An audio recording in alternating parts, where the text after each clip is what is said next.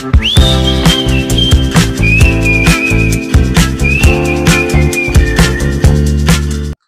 Friends, स्वागत है आप सबका आपके अपने यूट्यूब चैनल लर्न विद आकाश यादव में। उम्मीद करते हैं आपकी पढ़ाई अच्छी चल रही होगी। तो चलिए आज देख लेते हैं।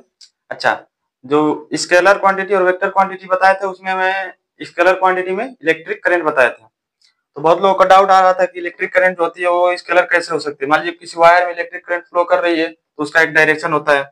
मान लीजिए कोई वायर है ऐसे, तो इलेक्ट्रिक करंट ऐसे फ्लो कर रही है तो इसका एक डायरेक्शन है कि इस डायरेक्शन में फ्लो कर रही है। तो बहुत लोग का मतलब यही डाउट आ रहा था कि ये तो एक डायरेक्शन में फ्लो कर रही है तो ये वेक्टर होना चाहिए, स्केलर क्यों होती है। तो वही डाउट क्लियर करने के लिए वीडियो बना रहा हूँ। देखिए, जो इलेक्ट्रिक करंट होती है वो वेक्टर एडिशन को फॉलो नहीं करती है, ये स्केलर एडिशन को फॉलो करती है। वेक्टर एडिशन और स्केलर एडिशन क्या होते हैं, मान लीजिए ए और बी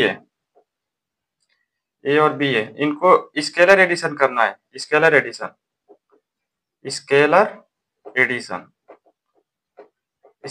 एडिशन करना है तो आप इनको सिंपली ऐड कर दीजिए, ए प्लस बी। स्केलर एडिशन दोनों स्केलर है, जैसे मास है, किसी दो ऑब्जेक्ट है, दोनों का मास है, किसी का एक का मास ए एक का मास बी है, दोनों को ऐड करना है मास को, ए और बी को मतलब ऐड कर दीजिए, ऐसे स्केलर एडिशन हो जाएगा। और वेक्टर एडिशन होगा, वेक्टर एडिशन दोनों के बीच का एंगल पर है। देखिए दोनों के बीच का एंगल देखिए, मान लीजिए ए वेक्टर ऐसे है, बी वेक्टर ऐसे है और इनके बीच का एंगल थीटा है। तो वेक्टर एडिशन क्या होगा, इसका रिजल्टेंट वेक्टर निकालना है। अगर रिजल्टेंट वेक्टर, तो वेक्टर एडिशन होता है क्या, R is equal to root a square plus b square plus 2ab cos theta. Vector addition ये होता है। तो जो इलेक्ट्रिक करंट होती है वो इसको फॉलो करती है, स्केलर एडिशन को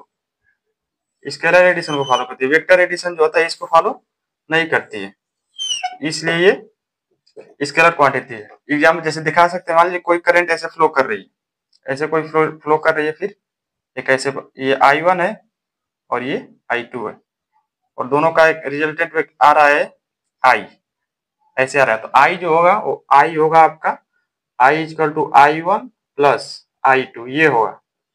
और मान लीजिए इसमें इन दोनों वायर के बीच का एंगल 60 डिग्री है, 60 डिग्री है, और इन दोनों को अगर आगे बढ़ाएंगे I2 इधर जाएगा, I1 इधर आएगा, तो ये भी एंगल 60 डिग्री होगा, 60 डिग्री होगा। और ये रिजल्टेंट है तो इसको आप ऐसे नहीं लिख सकते हैं, I इक्वल टू रूट में I1 square plus I2 square plus 2I1 I2 cos 60, ऐसे आप नहीं लिख सकते हैं I को, ये रॉन्ग हो जाएगा।